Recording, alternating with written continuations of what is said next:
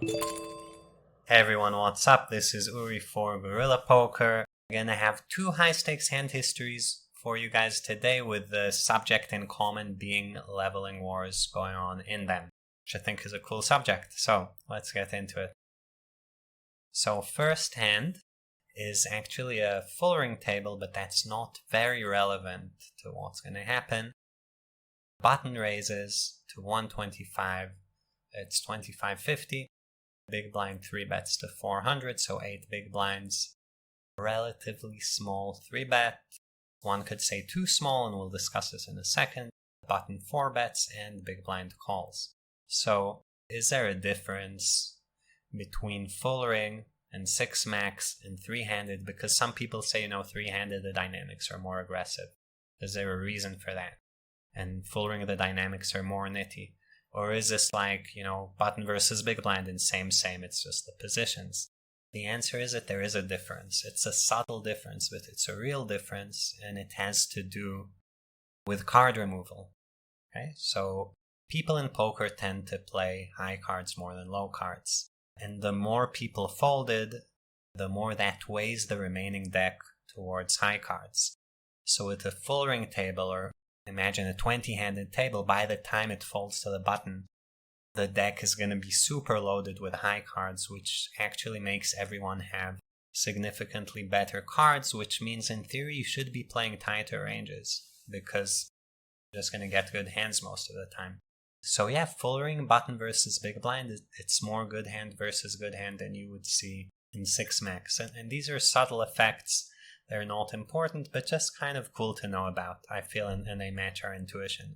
As to the 3-bet sizing, like I said, technically this is not a good theoretical sizing, but a lot of my approach is not to judge things completely by how they are technically, but more to understand them at a deeper level. And what does it mean when you 3-bet very small? How does it affect ranges? As the 3-bet size gets smaller, the calling range gets wider, and this kind of stops you from really effectively being able to 3-bet bluff at some point, because your opponent is just getting too good odds. He's going to call you super wide, and then your bluffs underperform. And so in a way, as your 3-bet size gets smaller and smaller, your strategy should be more and more of a linear 3-bet range, so just the good hands. And then, your opponent's getting odds, but you're pushing equity. It's like giving him odds to hit his flush draw. You're still making money, even though your sizing is a bit suboptimal. And then there's everything around that with, people will not know how to respond to this. They will play a different spot than they're used to. So I'd say if you study this a bit, this is probably preferable to the optimal sizing in a lot of games. That's kind of the exploitative approach a little bit, but you have to do your homework to do that properly. But yet, be that as it may, we see a 3-bet, we see a 4-bet, we see a call, all good so far. Flop is 4-4-8 rainbow. Check, quarter pot bet, and call. Quarter pot bet here, I think, is okay. You cannot bet your entire range, generally button versus big blind in this spot, because you have too many ace-kings in the 4-bet range, too many high card unpaired hands to bet everything. But you can bet a decent amount, and I think the sizing is certainly okay. So we see an ace turn. Ace, fairly good card for in position, but not insane. You bet some of your ace-kings, ace-queens, but not all of them. Your opponent calls some of his ace-highs, but not all of them. I would guess this is still a card you can barrel fairly aggro. But certainly if you have something like kings, queens, jacks, tens that you 4-bet, you might want to check those back. So goes check, check. River 9 of diamonds, and out of position goes for a half pot bet. There's pot behind, so I go half pot and not all in. And the answer would be, you might be a bit scared of traps. So let's say you're out of position and you have something like ace, jack, ace, queen. You might be like, well, I think this is good enough to put money in clearly, but not necessarily all the money, or I narrow down my opponent's range to too many traps. Now, I'm not sure that fits the ranges here, and like I said, everything here is non-GTO starting from the pre-flop sizing, but I think it's a reasonable size to take. In position shoves, saying I have, I would guess somewhere around ace-queen plus to do this. Should be good enough. So ace queen, ace king, pocket aces, random ace 8 or ace 9, pocket 9s, plenty of hands you could have for value. Worth thinking what you're going to be bluffing with in this spot. If you somehow got here with 8-9 suited, that would make a really natural hand. Maybe a random 9 if you get here with like a 9x, right? You don't need many bluffs, but 8x or 9x, something to block your opponent's top of range. So something like king 8, king 9, I think would be good bluffs. Out of position, facing the shove, is going to probably have to call ace queen plus and mix his bluff catchers. And call most of them due to the pot odds. He decides to call, and we see a showdown, which is actually fairly surprising and contains quite a few mistakes. So I'll show you guys the showdown, and we'll talk about the craziness of the hand. In position has king 6 off, which I think should not open pre, should never 4-bet, almost. It's a bit close because of the sizing, but should not 4-bet.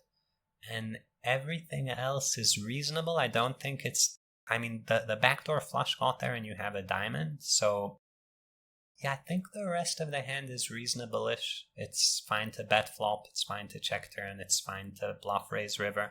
Within saying that, it's not the optimal combo, but it's fair enough. So kind of to sum up, the pre-flop mistake is just a concept you guys can take home, is that 4-bet bluffs are supposed to come from your calling range to 3-bets. They're not supposed to come from outside of your calling range. And since this is supposed to fold to the 3-bet, it's not really a candidate, a theoretical candidate. You just 4-bet something like king 6 suited, or king deuce suited, or king 9 off, just a better hand than king 6. This one's unnecessary, and it's suboptimal, but you know, it's part of a leveling war, right? Because if you think your opponent is very, very likely folding to your 4-bet or overfolding post-flop to this crazy line or whatever, which, you know, didn't happen, you can get around the EV loss of doing this terrible pre-flop play, because it's not that terrible, it's slightly bad. But as kind of an educator, I would recommend not to do this, unless it's very extreme circumstances, because if you feel free to do these things whenever, people start noticing, and then your strategy is like clearly too wide, and then it's easy to make adjustments against you, and you're just a crazy aggro guy. So if you do these, be very, very selective, and definitely don't do these at all as you're starting out. You can wait for better spots. Out of position has queens, so good 3-bet, fits with the sizing, fine to call a 4-bet. Definitely check all flop. You can also check raise flop. No donk bets on the ace turn. And I think the half pot river bet is too big in my eyes. Not sure the hand's even good enough to bet in the first place. I would guess not good enough. But if you do, you go smaller. And then calling the all-in, I mean, if you think your opponent's going ace-queen plus, the queen blockers are fine. I don't think that's the thought process going on here. Again, queen of diamonds is nice to have, but yeah, I mean, it's alright. It's not a terrible bluff catcher by any means, but of course you rather have, I think, an ace than 2 queens, but not 100% sure. Okay, on to the next hand. This one, also an interesting one. So, 2550 BVB. We have a raise to 150, a 3-bet to 450, and a call. So, standard-ish sizings, 3x raise and 3x 3-bet. Jack 3-5 rainbow board goes check check. Perfectly fine. We often see people going small and betting most all of their range on these boards, but that's certainly not the optimal strategy. So it all depends on how much you're simplifying, and certainly checking back is fine. Check back range here is going to be a mix of all over the place, because you know, on the one hand, your ace highs want to get to showdown, maybe your 3x or 5x or pocket 8s. And then you need to have some traps to prevent your opponent from going bananas with anything that beats 8s.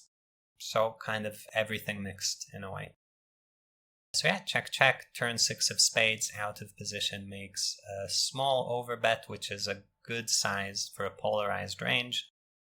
Probably should be going something like a good jack or better for value. I don't know where the threshold is, if it's king jack or queen jack or ace jack, somewhere in that area. I would guess queen jack is probably fine. but king jack definitely fine. And then bluffs, and bluffs are going to be tons of draws, so stuff like ace-4 suited, 7-8 suited, 7-9 suited, spades, maybe some gut shots, all those hands, reasonable bluffing candidates. And we see a call from in position, river, roughly pot-sized shove from out of position on the 10 of spades, which actually improves both players to flushes and is certainly an interesting card in terms of like, can you still shove king jack? Maybe not. And then do you want to shift your sizing, or do you want to just check king jack or split sizing? So as a strategy, let's say you have a set or a flush which clearly go all in. Do you want to kind of focus on your one pair jack X and play the sizing that fits those, or do you want to do something else? Is an interesting strategic question for out of position. But yeah, he goes all in, saying, either he thinks his king jack ace jack are good enough, or he's making this sizing for a different part of his range.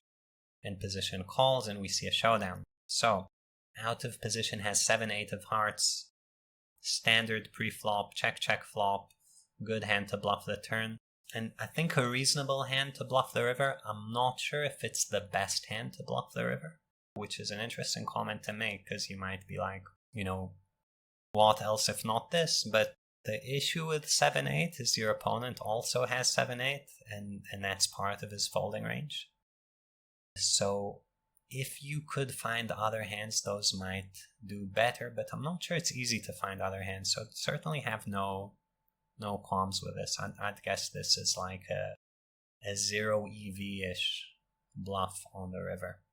Maybe slightly winning, maybe slightly losing, but certainly seems fine.